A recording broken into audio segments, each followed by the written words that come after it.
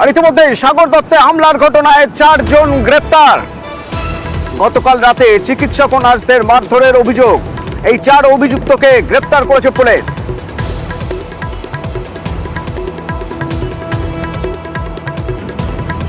কিন্তু এই যে প্রতিবাদে কর্মবিরতির ডাক, তার জন্য এবার রোগী হয়রানির অভিযোগ উঠছে। সাগর দত্তে চিকিৎসা পরিষেবা ব্যাহত, উঠছে অভিযোগ।